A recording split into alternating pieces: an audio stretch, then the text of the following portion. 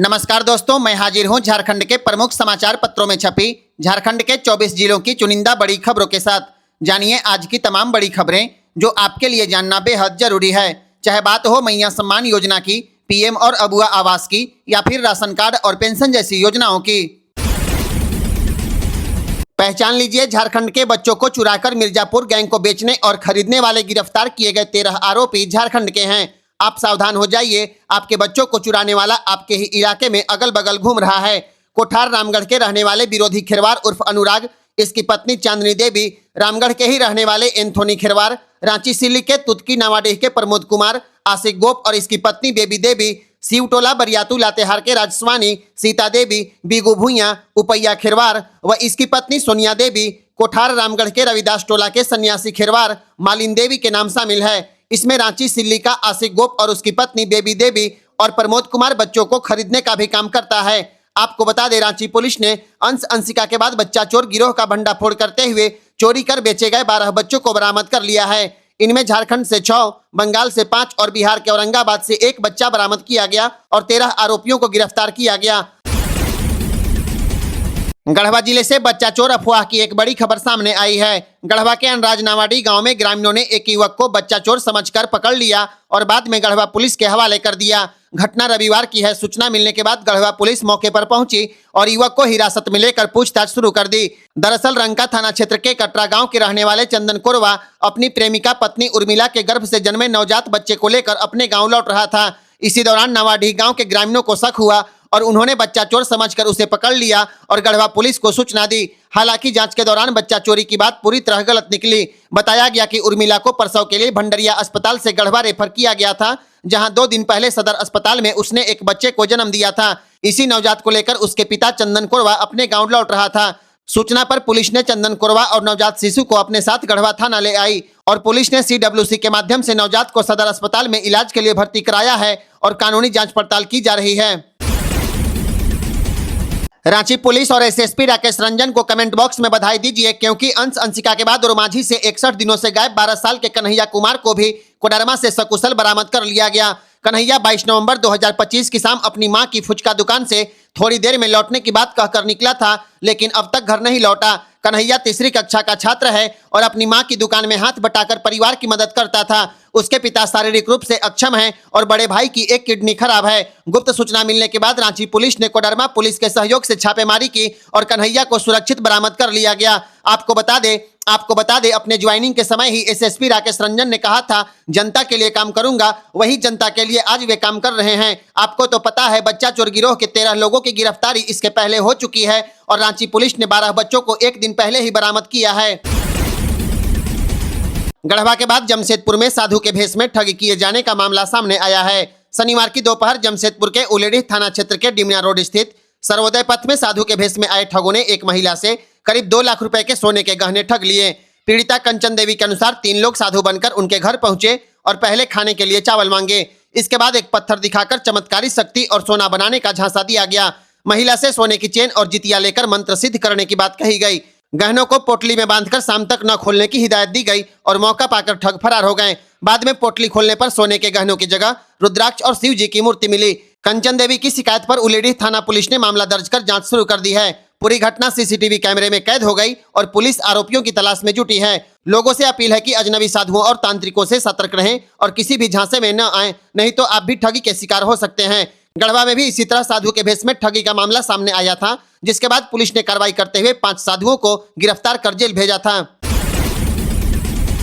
झारखंड में मौसम को लेकर एक बार फिर बड़ा बदलाव देखने को मिल सकता है। 22 जनवरी के बाद राज्य में ठंड का असर और बढ़ेगा और तापमान 10 डिग्री से नीचे जा सकता है। मौसम विभाग के अनुसार 23 जनवरी तक राज्य के अलग अलग हिस्सों में सुबह के समय कोहरा छाया रहेगा। हालांकि दिन के समय आसमान साफ रहेगा और मौसम पूरी तरह शुष्क बना रहेगा। रविवार को राज्य के करीब करीब सभी जिलों में न्यूनतम तापमान 10 डिग्री से नीचे रिकॉर्ड किया गया है। न्यूनतम तापमान सामान्य से करीब 2 से 3 डिग्री सेल्सियस कम दर्ज किया गया। वहीं अधिकतम तापमान में थोड़ी वृद्धि देखने को मिली है। राजधानी रांची का अधिकतम तापमान 26 डिग्री दर्ज किया गया। हवा की गति धीमी होने के कारण दिन में हल्की गर्मी का एहसास हुआ है। चाईबासा का अधिकतम तापमान 30 डिग्री से अधिक दर्ज किया गया। वहीं सबसे ज्यादा ठंड गुमला में दर्ज की गई, जहां का न्यूनतम तापमान करीब 3 डिग्री के आसपास दर्ज किया गया। झारखंड में अब बिहार और अन्य महानगरों की तर्ज पर झारखंड में भी डबल डेकर फ्लाईओवर का निर्माण किया जाएगा। यह राज्य का पहला डबल डेकर फ्लाईओवर होगा, जिसका निर्माण NHAI की ओर से रांची रामगढ़ मार्ग NH-33 पर कराया जाएगा। यहाँ विकास के पास रांची रिंग रोड भी मिलता है और चौराहा होने के कारण आवागमन को सुरक्षित और सुचारू बनाने के लिए बेहतर प्रबंध किए जा रहे हैं। इस परियोजना के तहत यहाँ 2 अलग अलग फ्लाईओवर बनाए जाएंगे। एक फ्लाईओवर रिंग रोड से होकर रामपुर, रामगढ़ और बूटी मोड़ की ओर उतरेगा। दूसरा फ्लाईओवर रामपुर की ओर से आने वाले मार्ग से बनेगा, जो रामगढ़ रोड, बूटी रोड और सीधे कांके रोड को कनेक्ट करेगा। रामपुर के पास एक फ्लाईओवर के साथ एक टनल का भी निर्माण किया जाएगा, जिससे जमशेदपुर की ओर से आने वाले वाहन सीधे विकास की ओर से जा सकेंगे। इन दोनों परियोजनाओं का निर्माण कार्य भुवनेश्वर की आरकेडी कंस्ट्रक्शन प्राइवेट लिमिटेड को दिया गया है। करीब 165 करोड़ रुपए की लागत से 7 किलोमीटर लंबा फ्लाईओवर और टनल 2 साल में तैयार किए जाएंगे। कंपनी ने प्रारंभिक कार्य शुरू कर दिया है। यह परियोजना रांची के ट्रैफिक को बड़ी राहत देगी। झारखंड में स्वास्थ्य सुविधाओं को लेकर एक बड़ी राहत की खबर सामने आई है। राज्य सरकार मुख्यमंत्री अबुआ स्वास्थ्य योजना का दायरा और बढ़ाने जा रही है। इस योजना के लाभुकों को अब मुख्यमंत्री गंभीर बीमारी उपचार योजना के तहत आने वाली सभी बीमारियों का इलाज मिल सकेगा। सरकार इन दोनों योजनाओं को मर्ज करने की तैयारी में है, ताकि गरीब और आर्थिक रूप से कमजोर परिवारों को और बेहतर इलाज की सुविधा मिल सके। नई व्यवस्था लागू होने के बाद अबुआ स्वास्थ्य योजना के लाभुक प्रत्येक साल 15 लाख रुपए तक का कैशलेस इलाज करा सकेंगे। मुख्यमंत्री गंभीर बीमारी योजना में एक व्यक्ति या परिवार को जीवन में अधिकतम 20 लाख रुपए तक की सहायता मिलती है। मुख्यमंत्री हेमंत सोरेन के निर्देश पर स्वास्थ्य विभाग की उच्च स्तरीय बैठक में सभी गंभीर बीमारियों को अबुआ स्वास्थ्य योजना में शामिल करने का फैसला लिया गया है। इस प्रस्ताव पर विभागीय मंत्री की अनुमोदन के बाद कैबिनेट से मंजूरी ली जाएगी और इसे इसी साल से लागू करने की तैयारी की गई है। इस योजना से हार्ट, कैंसर, किडनी और लीवर जैसी महंगी बीमारियों के इलाज में हजारों परिवारों को सीधी राहत मिलेगी।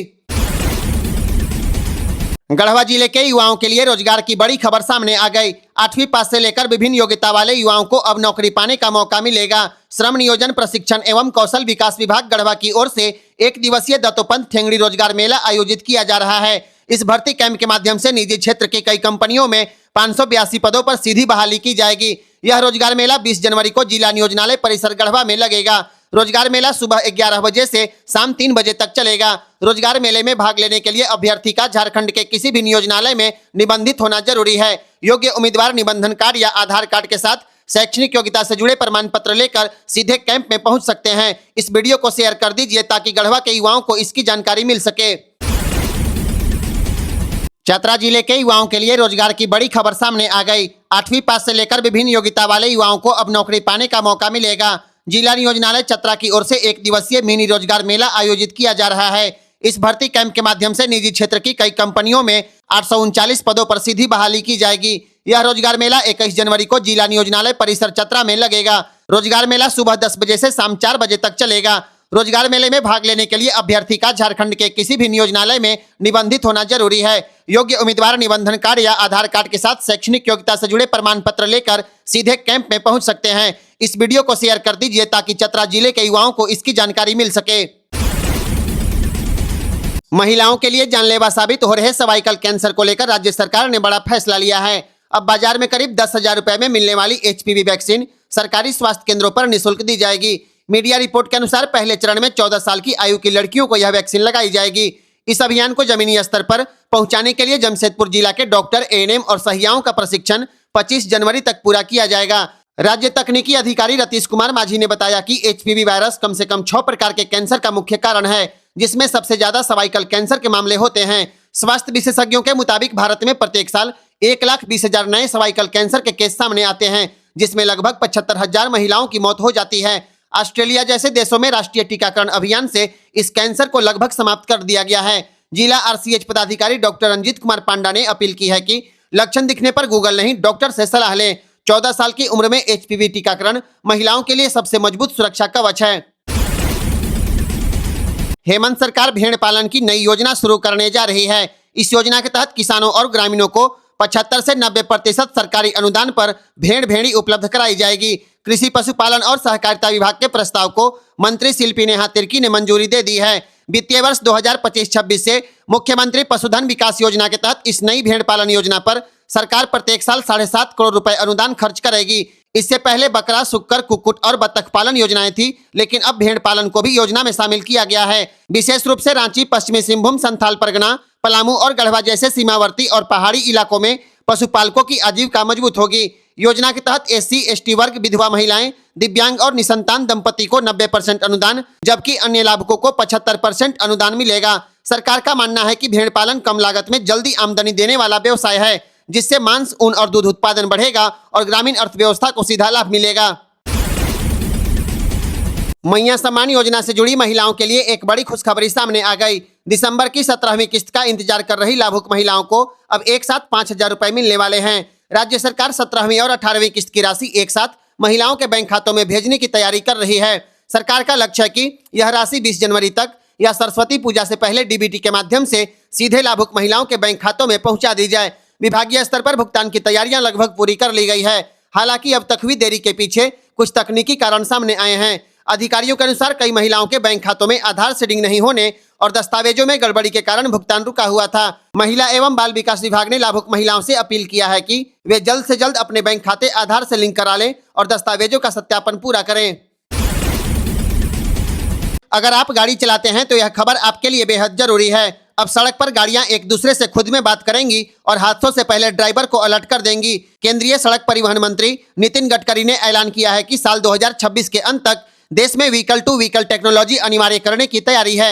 इस सिस्टम में हर गाड़ी में एक खास ऑनबोर्ड यूनिट लगेगी जो पास की गाड़ियों को स्पीड, लोकेशन, दिशा और ब्रेक की जानकारी वायरलेस तरीके से भेज देगी। मतलब अगर आगे वाली गाड़ी अचानक ब्रेक लगा दे तो पीछे वाली गाड़ी को पहले ही चेतावनी मिल जाएगी। कोहरा हो, तीखा मोड़ हो या सड़क पर खराब गाड़ी खड़ी हो, व्हीकल टू व्हीकल टेक्नोलॉजी हर हाल में काम करेगी। सरकार का लक्ष्य है कि 2030 तक सड़क हादसों में मौत को 50% तक कम किया जाए। हालांकि इस तकनीक से गाड़ियां 5 से 7,000 रुपए तक महंगी हो सकती है, लेकिन जान बचाने के सामने यह कीमत छोटी है। 1 अप्रैल से देश के सभी टोल प्लाजा पर नगद भुगतान पूरी तरह बंद हो जाएगा। अब वाहन चालकों को टोल टैक्स चुकाने के लिए सिर्फ फास्टैग या UPI पेमेंट का ही इस्तेमाल करना होगा। केंद्रीय सड़क परिवहन मंत्रालय के सचिव V उमाशंकर ने बताया कि टोल प्लाजा पर कैश लेन देन खत्म करने का फैसला ले लिया गया है। इसका मकसद है लंबी कतारों से निजात और बिना रुके तेज सफर मिलने वाला है। फिलहाल देश के 25 टोल प्लाजा पर इस नो स्टॉप सिस्टम का पायलट प्रोजेक्ट चल रहा है। कैश बंद होने से ईंधन की बचत होगी, हर लेन देन डिजिटल होगा और टोल पर बहस व जाम खत्म होंगे। सरकार इसे बैरियर फ्री टोलिंग यानी multi lane free flow system की दिशा में पहला कदम मान रही है। इसलिए 1 अप्रैल से पहले अपना फास्टैग एक्टिव रखें या UPI पेमेंट तैयार रखें, वरना जुर्माना या टोल से वापस लौटना पड़ सकता है। अगर आप छोटे बच्चों के माता पिता हैं तो सावधान हो जाइए, नहीं तो आपके बच्चे भी गायब हो जाएंगे। गिरिडीह की एक महिला को नशीला लड्डू खिलाकर उसके 10 माह के बच्चे इब्राहिम का अपहरण कर लिया गया। अलीगढ़ स्थित ससुराल से वह कोडरमा जंक्शन आ रही थी। इसे लेकर पीड़िता मुन्नी अंसारी ने GRP थाना मिर्जापुर में FIR दर्ज कराई है। बताया जाता है कि मुन्नी अंसारी को कोडरमा जंक्शन पर ट्रेन से उतरना था और गिरिडीह जिले के गांवा थाना क्षेत्र के पिहरा बिहरा स्थित मायके आना था। वह 10 माह के बच्चे को लेकर अकेले आ रही थी। आपको बता दें, अंशिका के अपहरण में भी मिर्जापुर के मानव तस्करों की संलिप्तता सामने आ चुकी है। इब्राहिम के मामले में भी यही गिरोह है या ट्रेन में आपराधिक वारदात को अंजाम देने वाला कोई नशाखुरानी गिरोह है। इसका खुलासा GRP की जांच में आगे सामने आएगा। मुन्नी अंसारी 15 जनवरी को नंदन कानन एक्सप्रेस के जनरल डिब्बे में 10 माह के बेटे के साथ अलीगढ़ से कोडरमा आ रही थी। उसे गिरिडीह स्थित मायके जाना था। 15 जनवरी की दोपहर सामने वाली सीट पर करीब 30 साल का व्यक्ति बैठा था। वह मुन्नी से बात करने लगा। उसके बाद उसे लड्डू खाने को दिया और लड्डू खाते ही वह बेसुध हो गई। इसी दौरान वह बच्चा लेकर फरार हो गया। इधर रांची के कोकर इलाके से 14 साल का रोहित कुजूर और चान्हो थाना क्षेत्र के 13 साल की किशोरी महावत उजाला भी लापता है। लगातार बच्चों के गायब होने की घटनाएं कई सवाल खड़े कर रही है। मुख्यमंत्री हेमंत सोरेन ने 100 नए मुख्यमंत्री उत्कृष्ट विद्यालय यानी CM स्कूल ऑफ एक्सीलेंस खोलने की स्वीकृति दे दी है। इसके साथ ही झारखंड में अब कुल 180 मुख्यमंत्री उत्कृष्ट विद्यालय संचालित होंगे। फिलहाल राज्य में 80 ऐसे विद्यालय पहले से चल रहे हैं। स्कूली शिक्षा और साक्षरता विभाग ने विद्यालयों को चिन्हित करके अपग्रेड करने की प्रक्रिया शुरू कर दी। इन सभी स्कूलों को CBSE से मान्यता दिलाई जाएगी, जिसकी प्रक्रिया इसी साल पूरी करने का लक्ष्य है। इन 100 नए स्कूलों में 59 प्रखंड स्तरीय आदर्श विद्यालय हैं, जो ज्यादातर प्रखंड मुख्यालयों में स्थित हैं। इससे ग्रामीण इलाकों के हजारों बच्चों को सीधा लाभ मिलेगा। इन विद्यालयों में CBSE पैटर्न पर पढ़ाई, अंग्रेजी माध्यम के शिक्षक, स्मार्ट क्लासरूम, ICT और भाषा लैब, आधुनिक प्रयोगशाला, खेल की सुविधा और समृद्ध पुस्तकालय उपलब्ध कराए जाएंगे। भविष्य में 500 मुख्यमंत्री उत्कृष्ट विद्यालय खोलने की राज्य सरकार की योजना है। रांची जिले के 10वीं पास से लेकर विभिन्न योग्यता वाले युवाओं के लिए नौकरी की बड़ी खबर है। अवर प्रादेशिक नियोजनालय सह मॉडल करियर सेंटर रांची की ओर से 4 दिवसीय रोजगार मेला आयोजित किया जा रहा है। यह रोजगार मेला 19 जनवरी से 22 जनवरी तक सर्कुलर रोड स्थित मॉडल करियर सेंटर रांची परिसर में लगेगा। इस भर्ती कैंप के जरिए निजी क्षेत्र की कई कंपनियों में 668 पदों पर बहाली की जाएगी। रोजगार मेला प्रत्येक दिन सुबह 10 बजे से शाम 3 बजे तक चलेगा।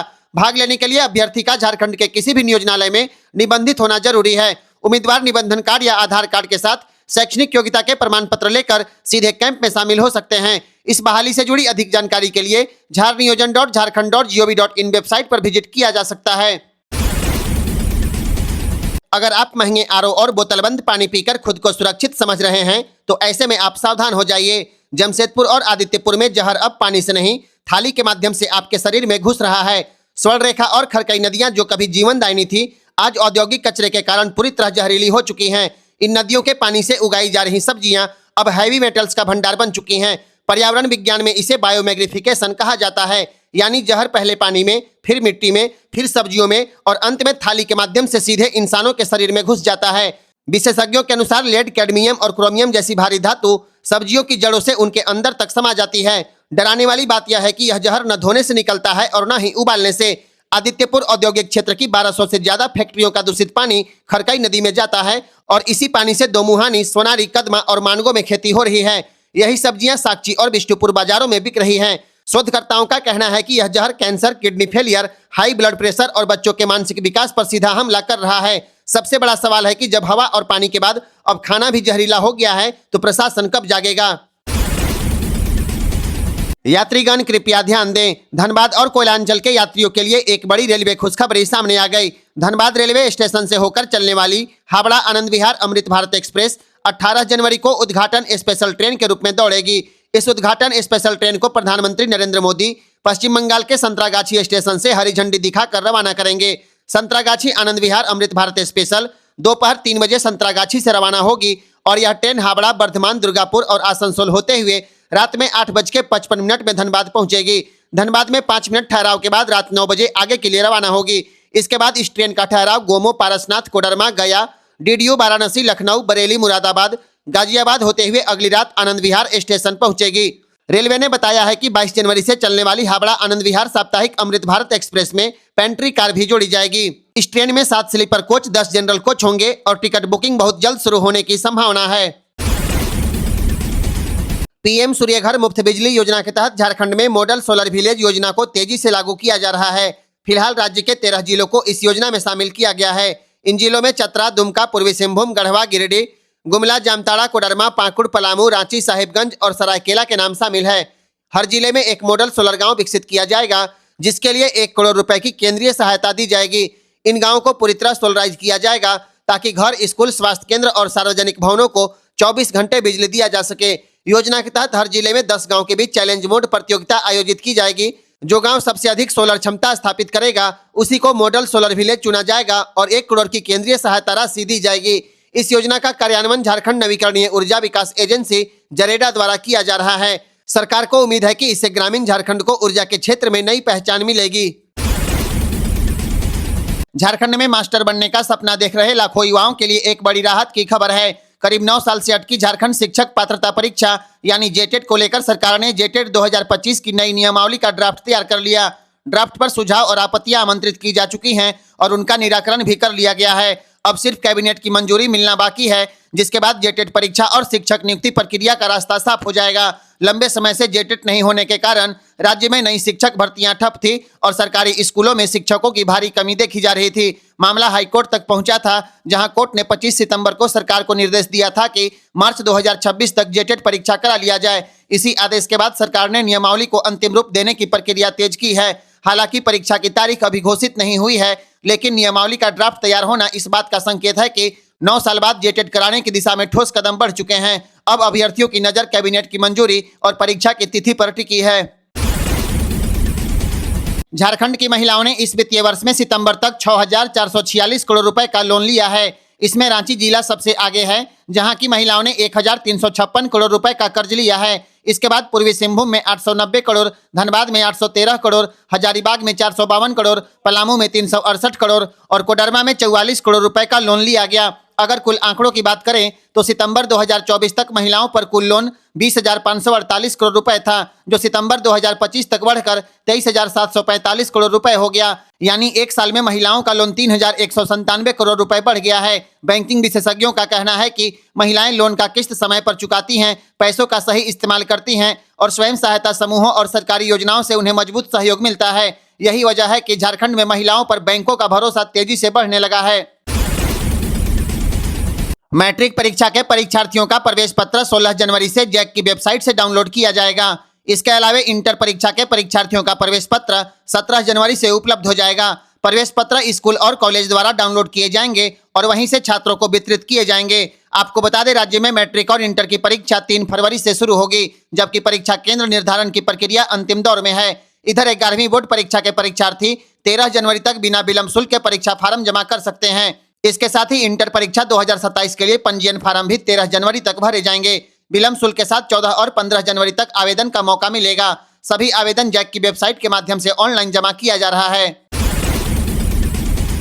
रांची में अब आपको जूट के झोले में सब्जी मिलेगी। पॉलीथीन के बढ़ते इस्तेमाल पर लगाम लगाने की तैयारी अब जमीन पर उतरने लगी। नगर निगम ने फैसला लिया है कि अटल स्मृति वेंडर मार्केट और नागा बाबा खटाल वेजिटेबल मार्केट में नॉन ओवन और जूट बैग बनाने की मशीन लगाई जाएगी। इन मशीनों से तैयार बैग पॉलीथीन का विकल्प होंगे और इनका संचालन महिलाओं के स्वयं सहायता समूह करेंगे। निगम के मुताबिक महिलाओं को प्रशिक्षण देकर बैग निर्माण और उसकी मार्केटिंग से जोड़ा जाएगा, जिससे रोजगार भी मिलेगा और प्लास्टिक का उपयोग भी घटेगा। शुरुआत में इन बैगों का इस्तेमाल नगर निगम के कार्यक्रम, सरकारी दफ्तर और स्थानीय बाजारों में किया जाएगा। इसके साथ ही नागा बाबा खटाल में डाब से रस्सी बनाने की मशीन भी दोबारा शुरू होगी, जिससे फल दुकानों का कचरा दोबारा उपयोग में लाया जा सकेगा। आपको बता दें, झारखंड में प्रत्येक साल 20,000 टन से ज्यादा प्लास्टिक कचरा पैदा होता है, जबकि रांची में प्रत्येक दिन 60 टन से अधिक प्लास्टिक निकलता है। राज्य के नेतरहाट और पतरातू घाटी में जल्द ही ग्लास ब्रिज बनेगा। पर्यटन विभाग ने नेतरहाट के मैग्नोलिया पॉइंट और कोयल व्यू पॉइंट पर 2 ग्लास ब्रिज, जबकि पतरातू घाटी में 1 ग्लास ब्रिज का प्रस्ताव तैयार किया है। इन ब्रिजों को अलग अलग डिजाइन में बनाया जाएगा। एक गोल आकार का होगा, एक लंबा और सीधा और एक 2 हथेली के आकार में बनेगा। पर्यटकों की सुरक्षा को देखते हुए ग्लास की मजबूती और भार सहन की क्षमता IIT कानपुर से जांच कराई जा रही है। तीनों परियोजनाओं पर 22 करोड़ रुपए खर्च होने का अनुमान है। DPR सड़क निर्माण विभाग को भेजी जा चुकी है और मंजूरी मिलते ही इसी वित्तीय वर्ष में निर्माण कार्य शुरू कर दिया जाएगा। ग्लास ब्रिज का मॉडल बिहार के राजगीर जैसा होगा। सरकार को उम्मीद है कि इन ब्रिजों से झारखंड को राष्ट्रीय स्तर पर नई पर्यटन पहचान मिलेगी।